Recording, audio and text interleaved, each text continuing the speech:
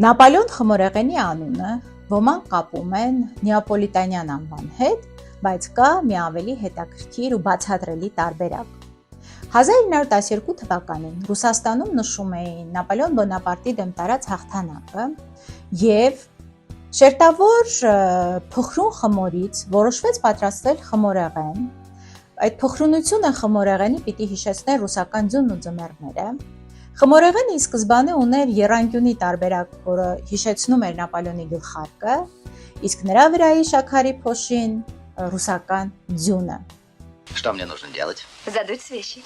Дунуть нужно сильно-сильно.